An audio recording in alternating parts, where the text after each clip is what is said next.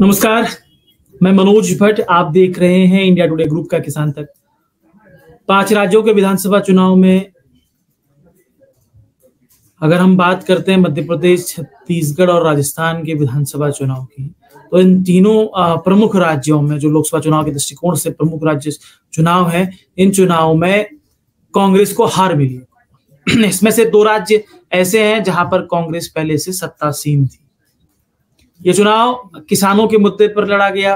खेती किसानी के मुद्दे इस चुनाव में प्रमुखता से राजनीतिक दल हो, जिसमें बीजेपी और कांग्रेस दोनों शामिल हैं, उनके प्रमुखता से उनके घोषणा पत्रों में शामिल थे।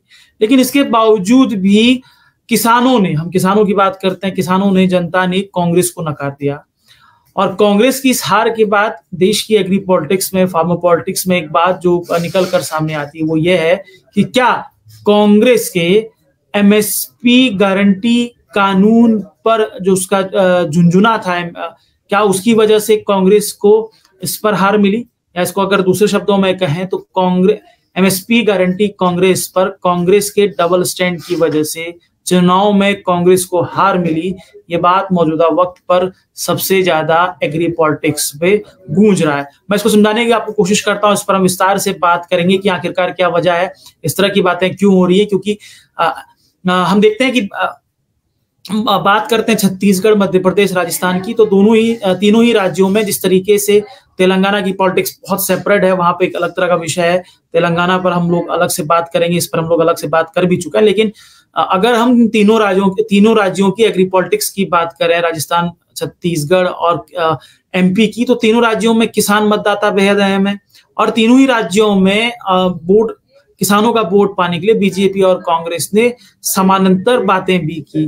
छत्तीसगढ़ में कांग्रेस पहले से धान की एमएसपी पर बोनस दे रही थी, बीजेपी ने भी धान की एमएसपी पर बोनस देने की बात की।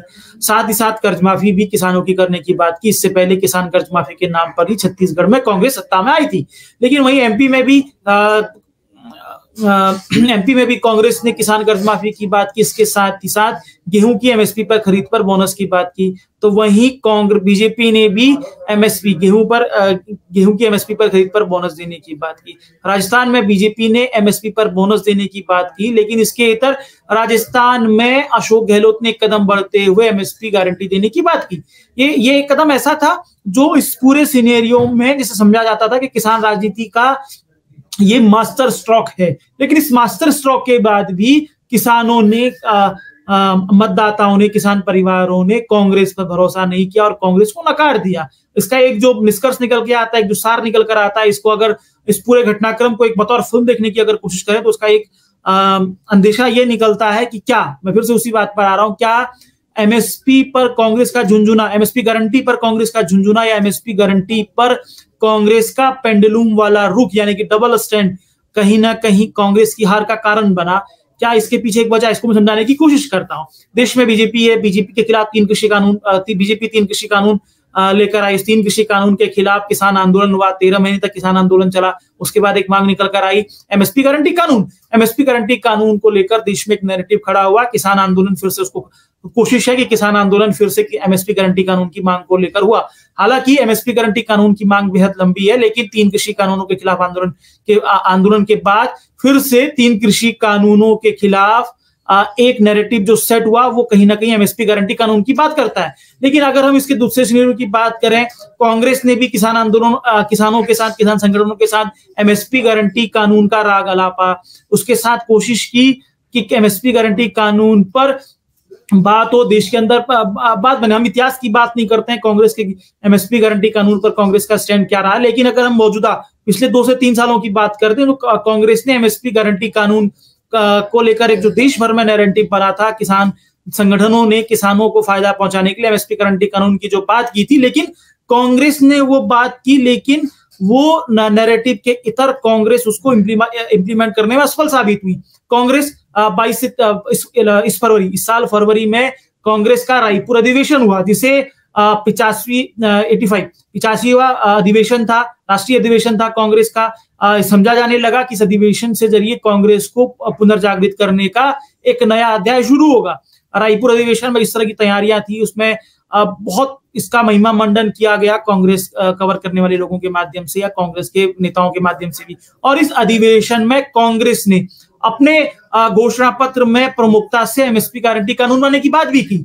लेकिन इसके इतर अगर हम लोग देखते हैं, रायपुर अधिवेशन में ही एमएसपी गारंटी कानून बनाने का प्रस्ताव पास हुआ, उसको शामिल कर लिया गया। लेकिन छत्तीसगढ़ में भूपेश बघेल सरकार एमएसपी गारंटी कानून बनाने को लेकर किसी भी तरह की पहल नहीं कर पाई, एक नैरेटिव सेट नहीं कर पाई। एमएसपी गारंटी कानून को लेकर एक राजनीतिक डिस्कोर्स पैदा किया जा सकता था। विधानसभा इसको लेकर पक्ष विपक्ष कई तरह के हैं। इसकी कानूनी वैलिडिटी तब देखी जा सकती है जब ये विधानसभा में पारित हो जाएगा। हमने एक अलग से वीडियो बनाया कि राज्य भी एमएसपी गारंटी कानून बना सकते हैं, उन्हें मंडी एक्ट में मामूली संशोधन करना है। ये एक इसी को समझते हुए अशोक गहलोत ने ये कानून पारित किया। ये दूसरी बहस है, इस पर हमने एक अलग से वीडियो बनाया है, उसको आप देख सकते हैं। लेकिन अगर हम ये बात करें कि कांग्रेस ने एमएसपी गारंटी कानून पर बात तो की, लेकिन उसको इंप्लीमेंट करने में कांग्रेस सफल साबित हुई और इस वजह से किसानों ने उसे नकार दिया। हम रायपुर अधिवेशन थे, रायपुर अधिवेशन में कांग्रेस के रायपुर अधिवेशन में एमएसपी गारंटी कानून बनाने का प्रस्ताव पास हुआ, उसे शामिल कर लिया गया। लेकिन उसी रायपुर, जो छत्तीसगढ़ की राजधानी, छत्तीसगढ़ में कांग्रेस सरकार थी, भूपेश बघेल सरकार अपने आप को देश में किसानों का सबसे बड़ा पैरोकार के तौर पर स्थापित करने में सफल भी साबित हुई। गोबर खरीद योजना, धान की एमएसपी पर बोनस, कई तरह की योजना जो किसानों को फायदे पहुंचाने वाली की थी, वो कांग्रेस की फ्लैगशिप योजना के तौर पर रही। ये कह सकते हैं कि छत्तीसगढ़ की तर्ज पर ही हिमाचल में गोबर खरीद योजना लागू की गई, राजस्थान में भी गोबर खरीदने की बात हुई। ये एक मतलब कांग्रेस की किसान पॉलिटिक्स का छत्तीसगढ़ चेहरा बना। लेकिन इसी छत्तीसगढ़ के रायपुर अधिवेशन पर एमएसपी गारंटी कानून पर तो बात हुई, लेकिन इसी छत्तीसगढ़ में एमएसपी गारंटी कानून बनाने को लेकर कोई पहल नहीं हुई। विधानसभा में ना इसका लेकर कोई प्रस्ताव लाया गया और ना ही कभी इसको लेकर एमएसपी गारंटी कानून को लेकर कोशिश की गई कि केंद्र को लेकर एक वहां से पहल की जाए। लेकिन और नतीजा क्या रहा कि इस चुनाव में, विधानसभा चुनाव में किसान की फ्लेक्सिब योजना चलाने वाली भूपेश बघेल सरकार ही सत्ता से बाहर हो गई।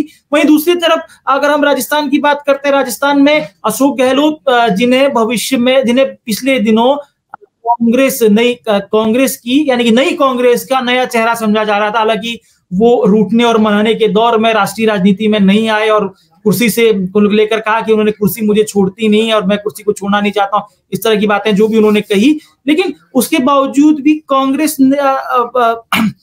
अशोक गहलोत जो कांग्रेस की राष्ट्रीय राजनीति को बहुत अच्छे से समझते हैं, राष्ट्रीय राजनीति में समझा जाता है कि इस तरीके से गुजरात में उनका मैनेजमेंट था और कांग्रेस चाहती थी कि वो राष्ट्रीय चेहरा बने, राष्ट्रीय अध्यक्ष बने, लेकिन वो इस पूरे के पूरे मामले को समझने में असफल साबित हुए। सत्ता में रहते हुए एमएसपी गारंटी पर वो कोई भी ठोस पहल करने में नाकामयाब रहे। उन्होंने एमएसपी गारंटी कानून पर कभी कोई बात ही नहीं की। इवन राजस्थान में ये हालात रहे कि फसलों की खरीद, सरसों और बाजरे की, सरसों की खरीद बेहद कम हुई एमएसपी पर। किसानों को सरसों का एमएसपी जो अभी भी आप देखेंगे कि राजस्थान में सरसों का जो भाव है वो सरकार के तय एमएसपी से नीचे है। वहीं बाजरे की एमएसपी पर खरीद में राजस्थान का रिकॉर्ड, बाजरा राजस्थान की मुख्य फसल है, लेकिन वही बाजरा राजस्थान में एमएसपी पर नहीं खरीदा जाता है। वहीं अगर हम समझने की कोशिश करें कि अब अशोक गहलोत ने एमएसपी गारंटी कानून पर कोई बात ही नहीं की और उनका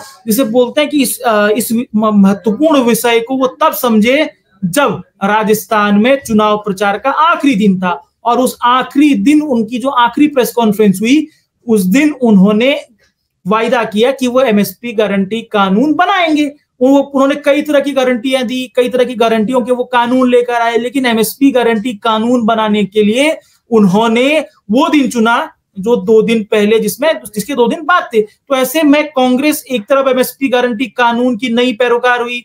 मानसून सत्र में ही के बाद जब केंद्र सरकार ने संसद का एक विशेष सत्र बुलाया था, जिसमें पुरानी संसद से नई संसद में शिफ्ट होने के लिए वो 3 दिवसीय सत्र था, उसमें सोनिया गांधी ने कैसे एजेंडा सेट हो, किस मुद्दों पर बात हो, इसको लेकर प्रधानमंत्री नरेंद्र मोदी को पत्र लिखा। उन्होंने भी एमएसपी गारंटी कानून की मांग उस पर की। लेकिन जो कांग्रेस के थिंकर्स हैं, जो फेस ऑफ द कांग्रेस हैं, जो सोचते हैं कांग्रेस को कैसे आगे चलाना, कांग्रेस को आगे बढ़ाने की जिम्मेदारी जिन पर थी राज्यों में, वो ही इस विषय को नहीं सोच पाए और सत्ता में रहते हुए एमएसपी गारंटी कानून पर किसी भी तरह की पहल और किसी भी तरह का कानून बनाने में वो असफल साबित हुए। नतीजतन इसको हम सिनेरियो को समझने फिर मैं वहीं पर आ रहा हूं कि एमएसपी गारंटी कानून पर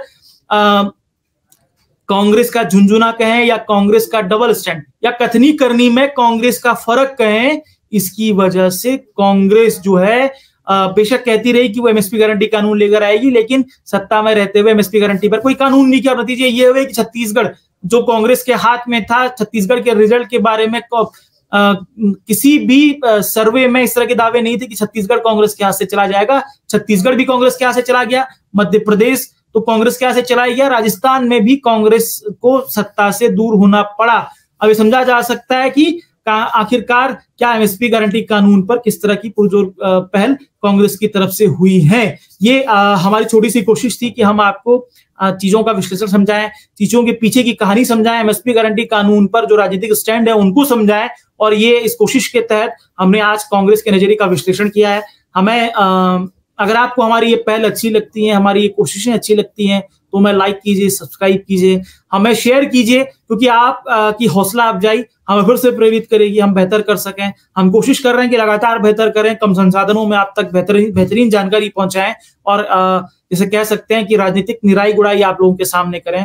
तो इसी के तहत ये कोशिश थी। और इजाजत दीजिए, अगर आपको हमारी ये पसंद आई होगी तो एक बार फिर से आपसे कहेंगे कि हमें लाइक कीजिए, शेयर कीजिए, सब्सक्राइब कीजिए। इजाजत दीजिए। अगर ये वीडियो आपको पसंद आया है तो इसे लाइक जरूर करें। अगर चैनल अभी तक सब्सक्राइब नहीं किया है तो कर लें और नोटिफिकेशन पाने के लिए बेल आइकन भी दबा दें।